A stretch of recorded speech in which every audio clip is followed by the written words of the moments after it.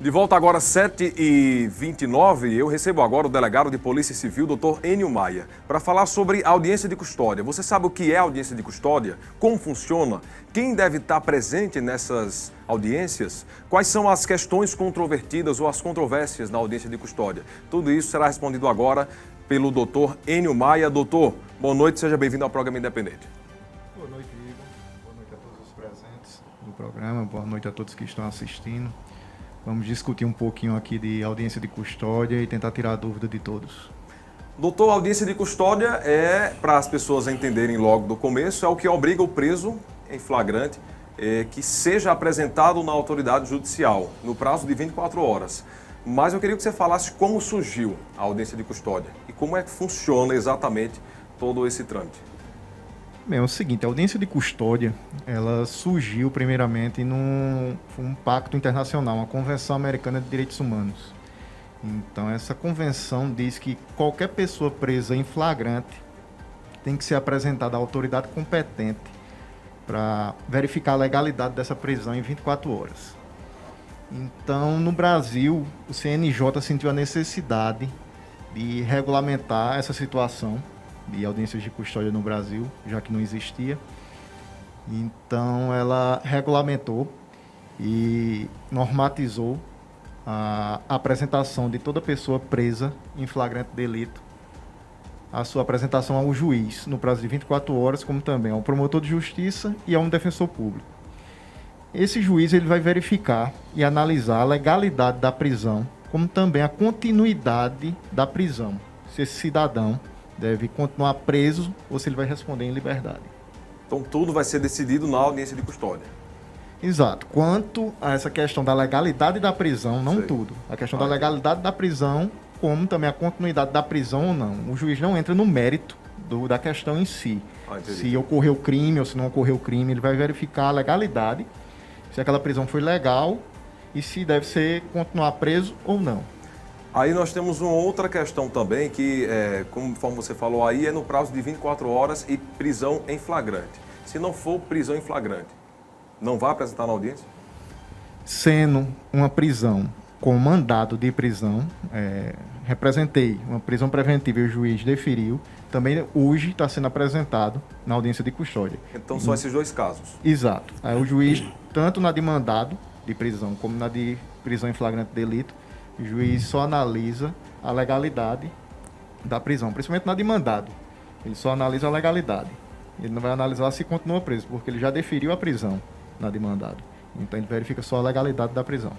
Outra dúvida, o custodiado, a pessoa, né, vai ter que ser apresentado no prazo de 24 horas. O nosso sistema comporta isso?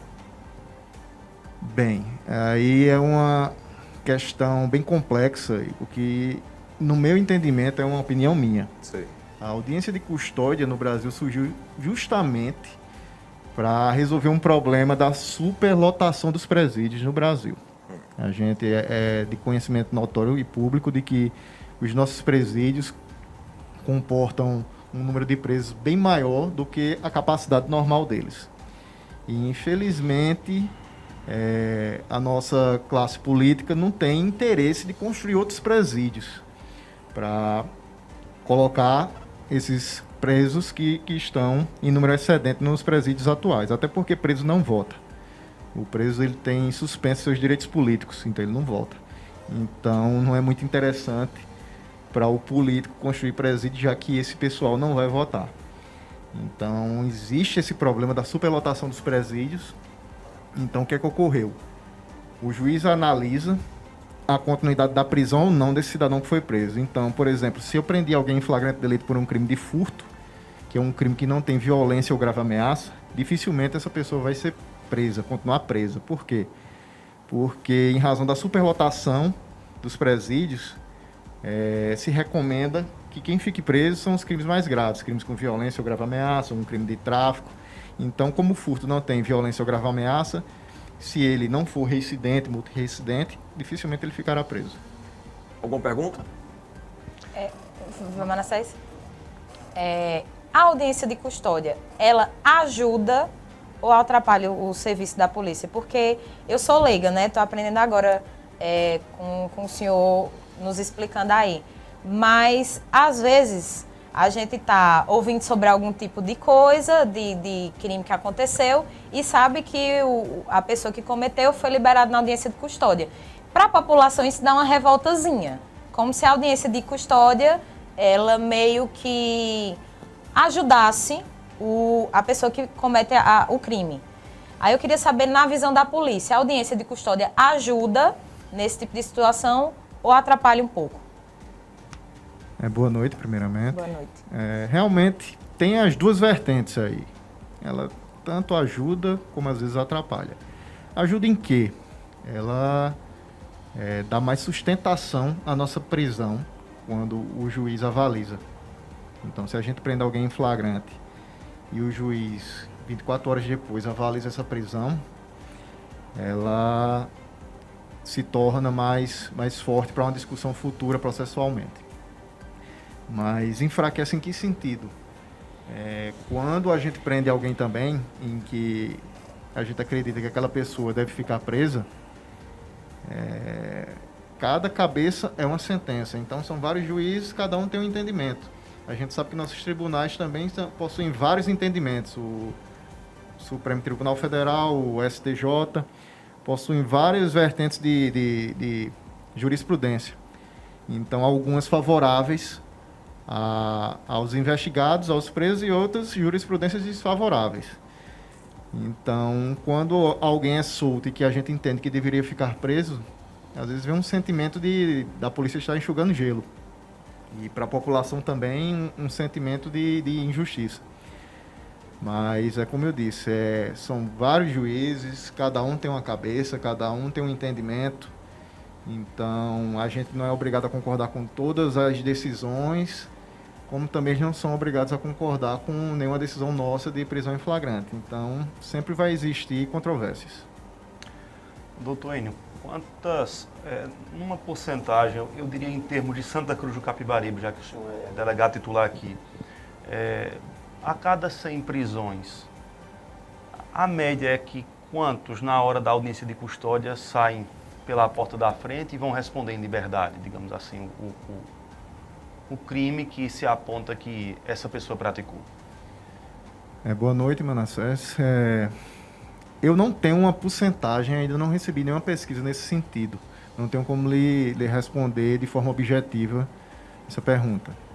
Mas, falando especificamente de Santa Cruz do Capibaribe, Santa Cruz ele tem pessoas extremamente competentes, tanto no Judiciário como no Ministério Público, como também na Polícia Civil e Militar. São pessoas extremamente atuantes, comprometidas, e eu lhe digo aqui que, na maioria das vezes, os crimes graves, o investigado, o preso em flagrante, continua preso. Na maioria das vezes. Claro que existem exceções. Mas, como eu disse, nos crimes de menos graves, com pena, principalmente com pena até 4 anos, que com crimes com pena até 4 anos eu não posso nem representar pela prisão dele, que a lei não me permite. Como o furto que eu expliquei, que tem uma pena de 1 a 4 anos, eu não posso representar pela prisão preventiva desse cidadão. Então, o juiz também, sem minha representação, também não pode decretar a prisão dele. Então, com certeza ele vai sair solto. Ele só não sai solto se ele for multirrecidente, tiver outras ações respondendo criminais por furto ou outros crimes. Então, às vezes a população também não entende esse lado, que a própria lei não permite o juiz dar continuidade à prisão. Então, às vezes traz esse sentimento de que ou foi o juiz que se equivocou, ou então o delegado, ou então o promotor. Mas, às vezes, a nossa lei, eu entendo que nossa lei processual penal, ela é muito branda, e a penal também. Ela é muito garantista para o criminoso. Então, principalmente até quando ele é condenado, ele passa pouco tempo preso. Isso traz um sentimento de injustiça para a população. Então, o problema não é só nem na audiência, só na audiência de custódia, é num conjunto normativo do Brasil, que eu acho que tinha que ser reformulado e revisto. Aqui na transmissão, o Abimael Santos está dizendo assim, interessante que os salafrários furtam o objeto do cidadão, então vai à audiência de custódia, ele volta para a rua e o cidadão fica sem o seu pertence. Você que está acompanhando pode ir mandando mais perguntas, enquanto o delegado está aqui, ele vai respondendo na medida do possível. Sim? Isso aí, eu acho que eu entendo aí o que essa pergunta aí desse ouvinte. Abimael. Abimael. Se eu não me engano, Abimael é o de Toritama, não é isso? Aquele caso, doutor, do furto na loja de Mateus. Que ele foi preso, ele confessou, ele foi encontrado com o produto do roubo, do furto, né? E ele foi liberado. Aí teve uma polêmica muito grande nas redes sociais, que causou muito contestamento, né? Aí o senhor poderia explicar qual esse motivo dele ter sido liberado? Bem, boa noite também, Júnior. Boa noite, doutor.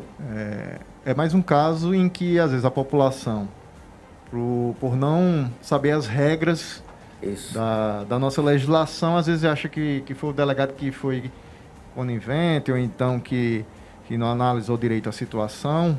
Mas o problema, como eu disse, está nas nossas regras processuais e penais. Então, como o cidadão foi preso um dia após o furto do objeto, ele não foi preso em flagrante delito. Eu só posso prender ele em flagrante delito. Ou então, depois de uma investigação criminal em que eu represento pela prisão dele. Não tinha nenhum nem outro. Não tinha nem flagrante e nem eu tinha representado criminalmente contra ele porque não tinha tempo, lapso temporal, até porque fazia pouco mais de 24 horas. Como também foi um crime de furto. O crime de furto tem pena de 1 a 4 anos. Foi um furto simples. Então, eu não tinha nem como representar pela prisão preventiva dele, até porque ele também não respondia a outras ações. Ele não tinha sido condenado anteriormente, ele não era reincidente em crime doloso. Então, eu fui obrigado a abrir portaria, abrir o procedimento criminal, fazer a oitiva, pegar o depoimento dele e ele vai responder ao crime de furto. Após terminar o procedimento, irei enviar ao judiciário, que após ele condenado, aí sim ele pode ser preso ou não. Mas, enquanto estiver tramitando a investigação criminal e a parte processual, ele vai responder em liberdade, porque a lei não permite a gente prendê-lo preventivamente. Um outro assunto foi o seguinte. Alguma pergunta não, né? Vocês? Não. Na última semana, uma imagem circulou nas redes sociais e gerou revolta para algumas pessoas que estavam, inclusive, aguardando atendimento na UPA aqui de Santa Cruz do Capibaribe. O fato é que um homem foi detido, levado até a unidade de saúde para realizar o exame traumatológico e passou na frente de outras pessoas. Isso deixou muita gente revoltada.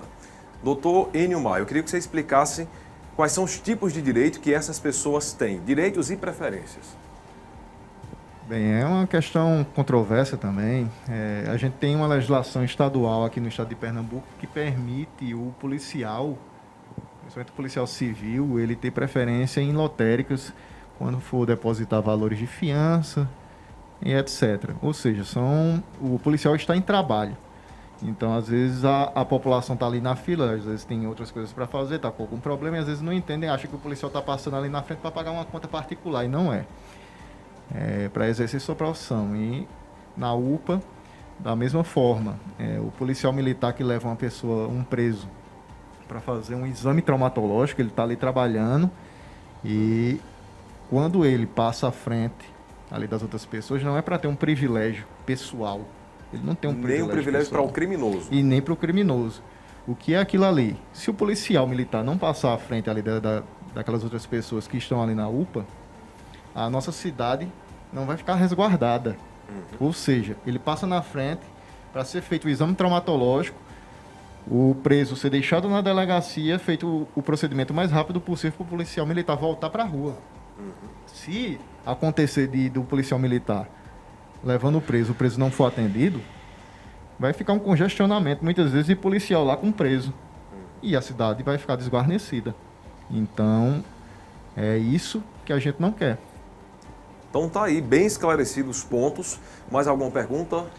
Doutor Enio, no caso digamos assim, do abrandamento que a lei penal de nosso país, digamos assim, concede aos investigados, aos réus.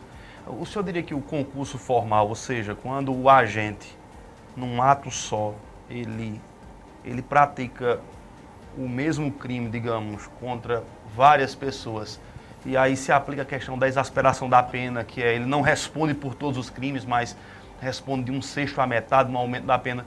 O senhor diria que isso também é um desses ambientes onde há uma certa, digamos assim, um ambiente abençoado para aqueles que praticam o crime?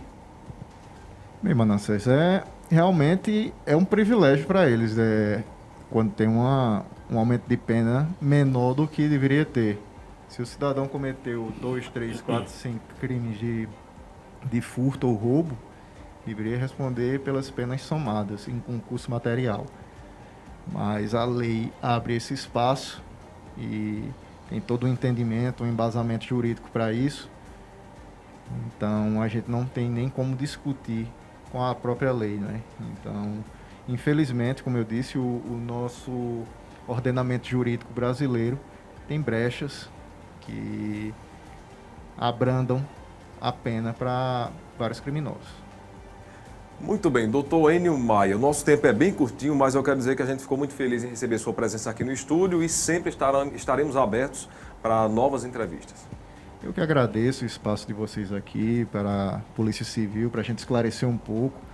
Realmente, para quem não tem um entendimento profundo das leis do nosso país, às vezes se frustra com alguns desfechos, tanto de procedimentos policiais como de procedimentos processuais. Mas, infelizmente, não está a cargo da agente policial, como também do juiz ou do promotor. Esse desfecho do nosso ordenamento jurídico está a cargo de quem cada cidadão vota aí, que é os seus deputados federais, senadores, que é quem tem o poder de legislar e de fazer as leis. Então, se vocês têm que cobrar alguém, são seus deputados federais e senadores. Se vocês não estão satisfeitos com o ordenamento jurídico do Brasil hoje, na hora da eleição, lembrem em quem você votou para deputado federal e para senador, que é quem legisla, e as leis que eles colocam postas, a gente só faz colocar elas em prática.